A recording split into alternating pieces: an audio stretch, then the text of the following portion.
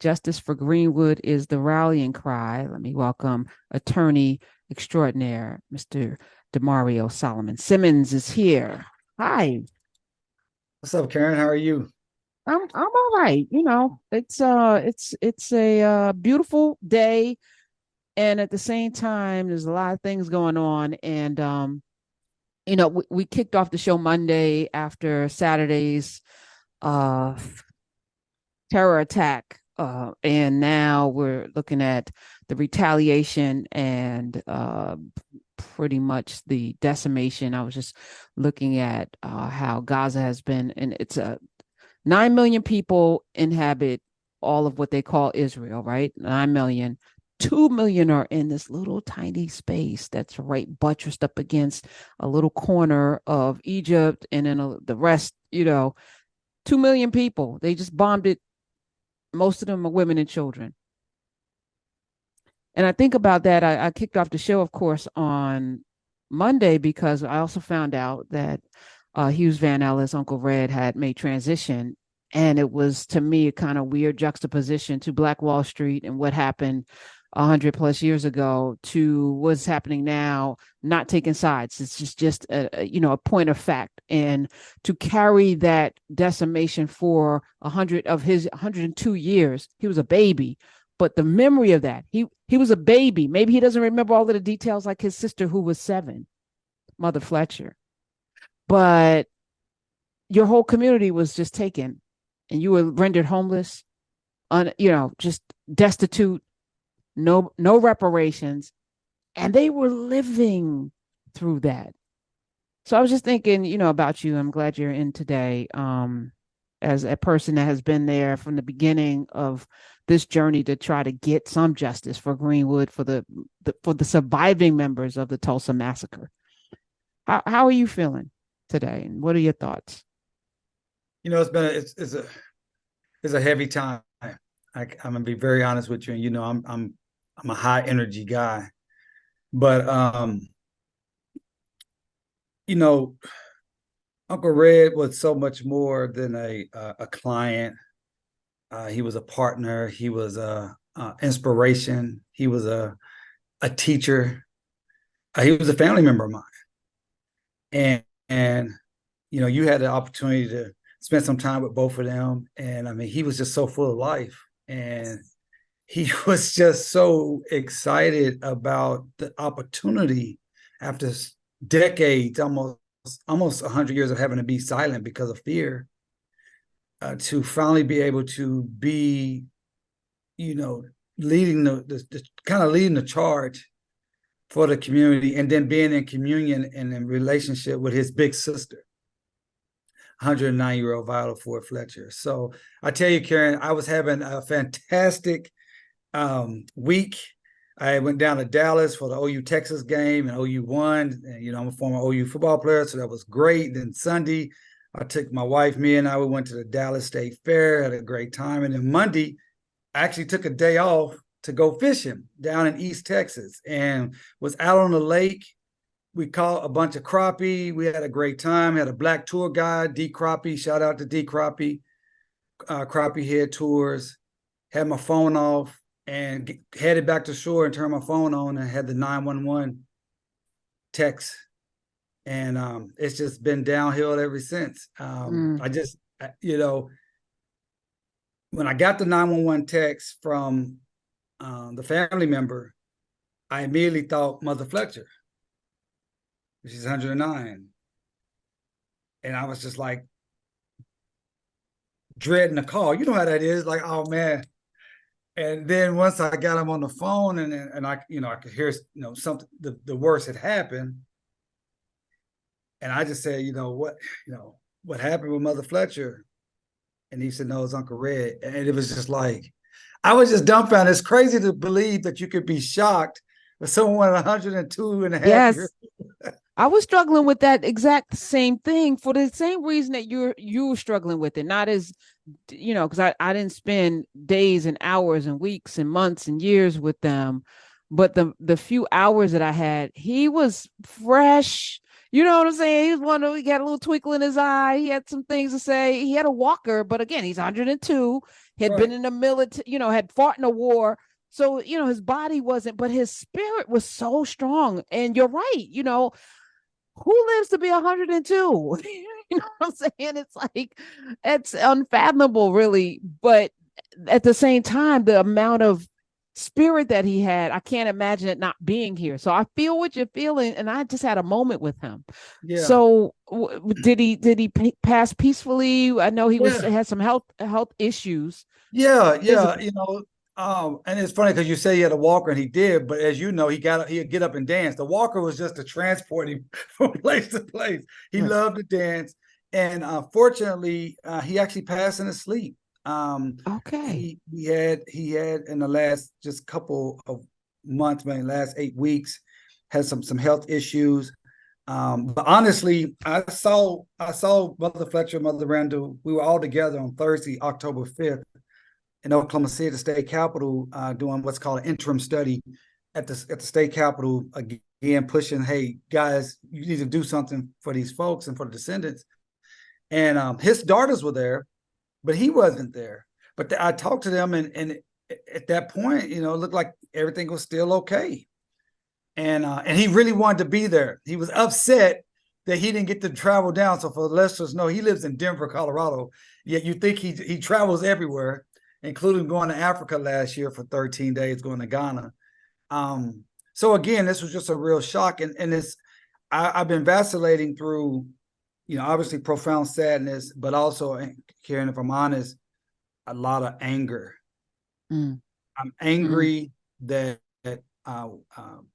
he in particular, because he says so many times, I want to see justice in my lifetime, and not just for me, and not just for my family, but for my community. He articulated that. I remember when he gave his testimony to Congress on May 19, 2021, just a few days before the centennial, and he specifically told the U.S. Congress, please don't let me die without justice, like every other massacre victim. And so it's like, man, all these people let him die.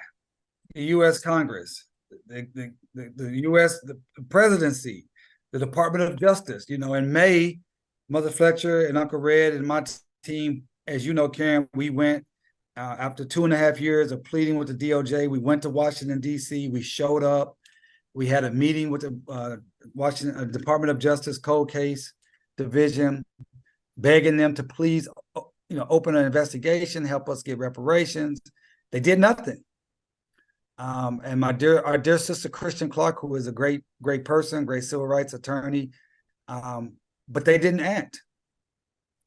Our judge, who allowed our case to just string along for years, and then dismissed us with prejudice. Our city government, and the perpetrators of the massacre, who during the centennial saying, hey, we want to do the right thing, and we understand the massacre creates the conditions that Black people are living in today in America and in Tulsa, et cetera. They did nothing. So, the anger, the unfairness of it. I mean, he lived 102.5 years old. So you said, hey, he lived a great life. But the unfairness that this man said, please don't let me die without seeing justice. And so, my team and I, we know we know there's nothing more we could have done at Justice for Greenwood, right? And people like you who've been just supporting us, actively fighting and working with us. I mean, we did everything we could do, but it still feel like we didn't do enough. um, as the world is reconciling with, what's coming next, right? Because there's always a next. I'm leaning into the optimism that we're here. If we have breath, there are things we can do. I was talking with my class today, and it was interesting. We were talking about what's going on right now in Israel, and several of them were like, "I'm just a college student. I don't really know what to think or whatever." And I was like, "Well, I just will remind you that it was college students that fought against the war in Vietnam. It was college students, actually, the Student Nonviolent Coordinating Committee, that were central in the civil rights movement. It was college students. It was college student James Meredith. It was college students that formed the Black Panther Party. People in college in Oakland, and fighting for freedoms differently maybe than the civil rights activists before them. College students in this gunfight right now. The high school students, March for Freedom, high school students that became college students. It was a 12-year-old that put climate in the center, of our attention. The young people are the ones that will have to step up and be engaged, right? That said, there are a lot of folk who are, in the next generation and generation after that, who could do a better job of providing them with the guidance and the inspiration that will lead them. Students that were in the streets a lot during George Floyd. And I think about the summer of George Floyd, that energy to not quit, a young Martin Luther King, just basically out of college, because he probably still would have been a college student, but he graduated at 16, so he was very young. But I think about the apathy. I think about the exhaustion that so many of us feel, but we literally are not in the crosshairs yet. And to see this man close his eyes, and we're both feeling the same way. And I'm angry too about the fact that you would allow for this to go on without, at least during the summer of George Floyd, they tried to give us Juneteenth as a, it's like, here's something. There's nothing. And we know that this happened, and it was immortalized in two major series on television, Lovecraft Country and Watchmen, where you got to see up close how horrific what happened. And it probably wasn't nearly as horrific as it actually was. Karen, just to that 2 points. One, I was a college student when I found out about Greenwood in 1997. I was a junior in college, and so like you said, got activated and been on it for 25 years now. But I tell you, like you said, that the horrific images that are coming out of Israel, which are devastating to see, and I just want people to understand that what we see happening in Israel is what Uncle Red experienced. It is what Mother Fletcher and Mother Randall and the other 12 to 15,000 Black people that lived in Greenwood in 1921. It is what they experienced. They did experience bombs from the air. They did experience people coming into their homes and murdering them, and stealing their, and taking their goods, and burning their businesses, and burning their homes, and hanging them, and stabbing them, and putting them in what they called at the time, this is not my words, this is the words from the Tulsa World 1921, concentration camps, and forcing them to be enslaved, because once they put you in a concentration camp, that you could leave if a white person came and signed you out, or if the perpetrators of the massacre, the city of Tulsa, the chamber of Tulsa, if they put you to work cleaning up the destruction that they destroyed, the 40 blocks of your community. Did you not know that, Karen?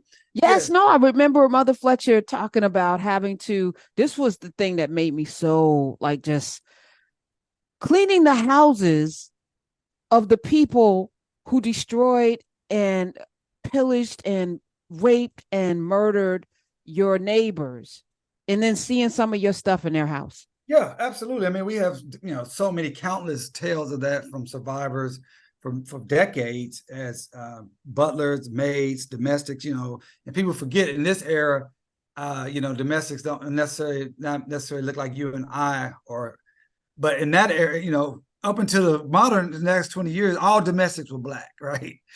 And going into these homes as repairmen and repair women, and seeing things that were taken from your family, your neighbors, your friends, and you're like, man, that picture belonged to the Simmons across the street. That piano, that was my great aunt's piano. Like, right to this day, there are properties and heirlooms and valuables that people have in their family that was taken from the families of Tulsa.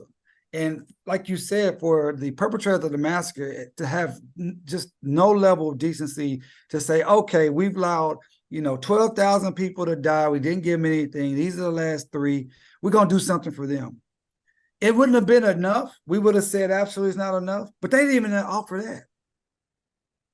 And so, but the optimism that you talked about, because Uncle Red, back to him, we did an interview a couple months ago in DC with Joy Reid, and he said, "Hey, he said I survived 2 bombings.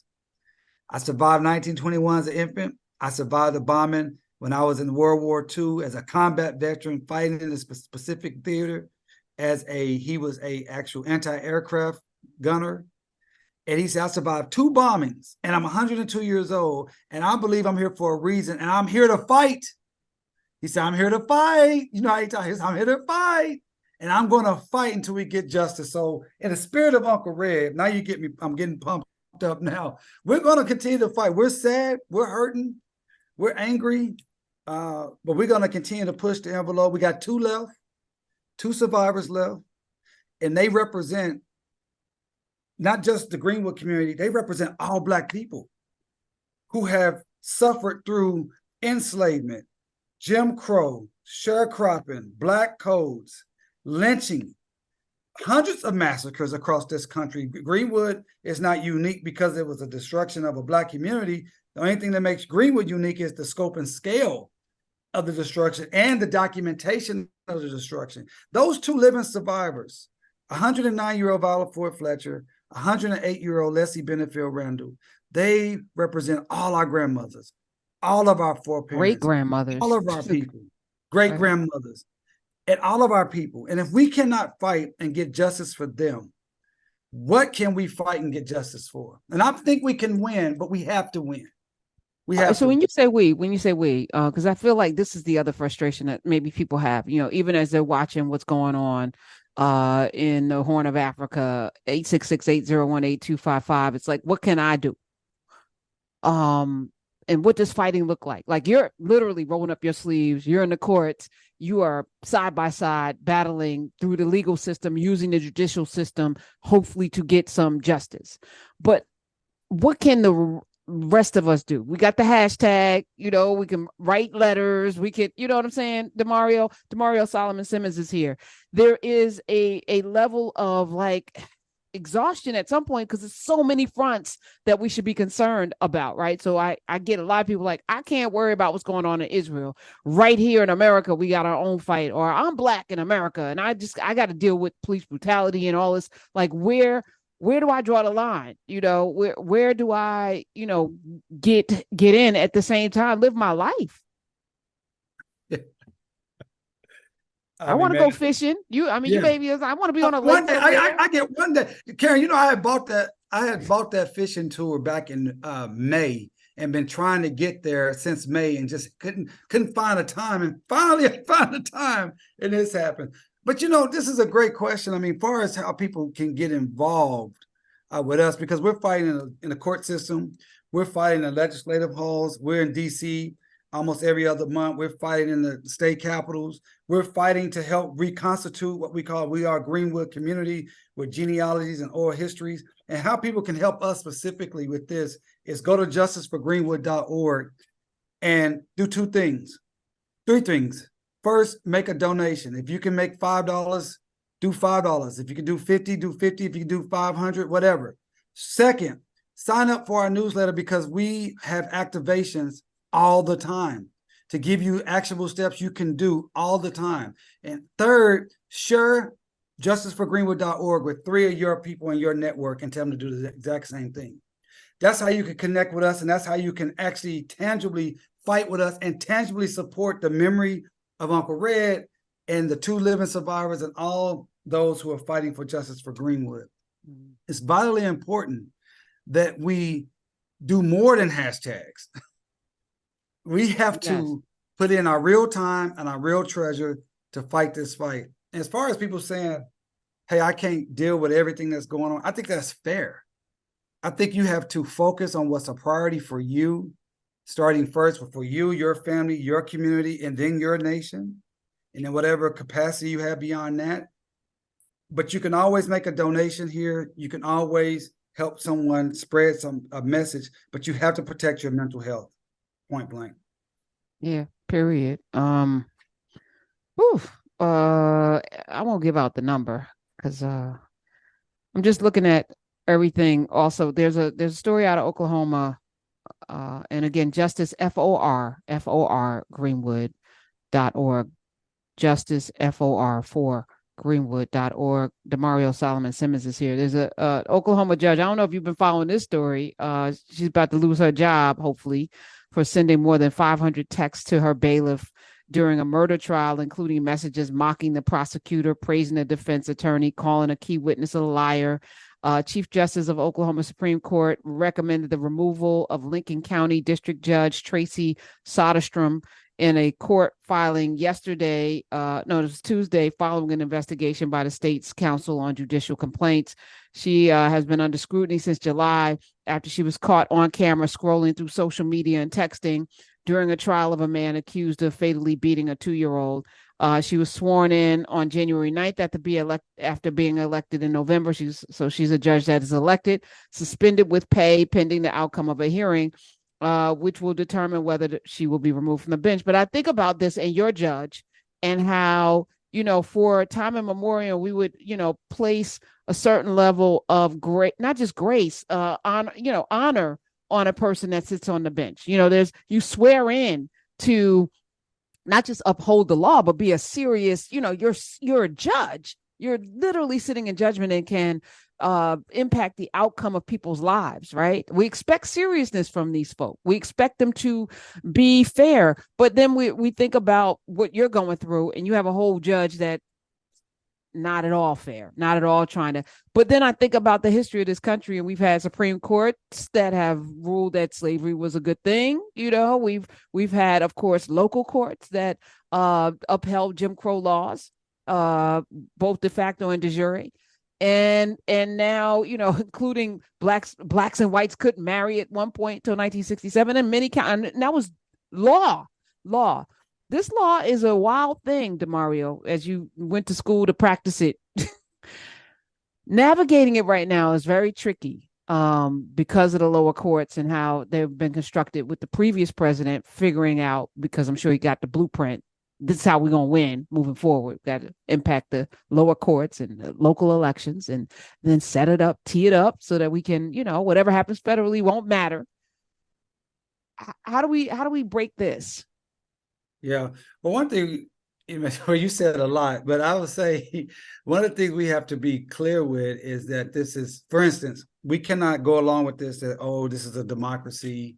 This is not the American way. So we perpetuate these stereotypes and these myths ourselves. This is not how can this be a democracy when you have the Electoral College set up to make sure that the popular vote doesn't win?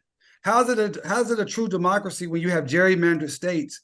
You have so many states where they're so gerrymandered that if they were not gerrymandered, there would be black people and progressive people in office right now. But you have whole states like Mississippi and Alabama and Tennessee where you have these huge, Louisiana, you have these huge black populations, yet they have almost zero power because of the gerrymandering, both on a state level and the federal level. So when we say these things, we kind of fall into this myth making. And we have to be very clear and call that we are still living in a very white supremacist apartheid type system. Then our so-called allies, right? Because you have to be a fool to not understand that both sides of the coin doesn't do what they need to do for us. But you have to be even a bigger fool to not understand that the Republicans are worse for us. Okay, that don't mean just because the Republicans are worse for us that the Democrats are great for us, but you have to be a fool not to realize that. And so we have to be stronger and push our so-called allies in the Democratic Party to do more. They have more power than they actually exercise on our behalf. The DOJ needs to do more. The White House and Joe Biden's administration, it needs to provide more money to fight for racial justice and racial equity. They need to have more courage. The Republicans, one thing you can respect about the Republicans, they take care of their people. Okay, they do what they say they're going to do. We're going to get rid of abortion. They got rid of abortion as soon as they had an opportunity to do it. We're going to put in conservative judges who are going to vote for more guns and no gun regulations. That's what they do. They don't pity-patty. They don't mush-mouth. This is what we're going to do. We do it. Now it comes on the Democratic side, our allies. we got to push with them and fight with them and beg for them for 2.5 years to ask them to open up a federal investigation into the massacre, and still can't get things of that nature. And so that has to change. That has to change. I agree, Demario. I appreciate you so much standing in the gap, fighting the good fight where you are, and encouraging us to, and again, we have to find our center in different places. This is your mission that you're on. Before you go, leave us with one Uncle Red story. Again, Hughes Van Ellis made transition this past Monday at the age of 102, one of the last 3 surviving members of the Tulsa race massacre. Give us one more Uncle Red story. Well, I'm going to tell you this, and it's actually a video of this. Uncle Red we was having this interview. This is before the centennial, so this is sometime March, April of 2021. We were in Bartlesville, Oklahoma, which is about 40 miles north of Tulsa, and that's where Mother Fletcher was living before we moved to Tulsa. And so we were at this community center, and we having an interview with CBS morning show. Gayle King is doing the interview, and Uncle Red is he flirted. He probably flirted with you, Karen. He's very flirty. Yes, he was flirting with Gayle King, and she was flirting back. And he said, "Yeah, you're a very beautiful woman, but you're just a little too old for me. You're just a little too old for me." So he had a girlfriend in Atlanta and a girlfriend in Detroit. Now he lived in Denver. He had a girlfriend in Atlanta, a girlfriend in Detroit, and they were younger than Gayle King, and he let her know that. So my goodness, that's a true Uncle Red. Yes. A true Uncle Red. Rest in power, sir. Rest in power. He will be missed. Lots of joy that man brought into the world. Can I just say this too? Yes, sir. This man, he never was formally educated because of the massacre. He went into World War II, survived that in a segregated army unit. He came out. He was married to his wife for decades and decades and decades until she passed. He had 7 children. He worked 2 to 3 jobs every day, 7 days a week for like 40 years, so he could make ends meet. He would work as a mechanic at the Air Force Base. He would come home, he would cut yards, he would go do janitorial services. And one of the proudest things he would always tell me, that despite his lack of education, he was able to make sure all his children got all the education that they wanted. He was very, very proud of that. And last thing I will say is, regardless of everything that he went through, he still believed in this country. He still loved this country. He still felt like we should be one people. He's a true American hero. He's a true patriot. He's someone that's going to go down in history books as a true civil rights and American hero. And we should remember the name Hughes Van Ellis, more commonly known as Uncle Red, my dude. Ashe. Demario, open house here. You always have a seat at this table because this is part of your home as well. Y'all can follow him at Solomon-Simmons.com. Also, Justice FOR Greenwood, justiceforgreenwood.org. Thanks for coming through today, bro.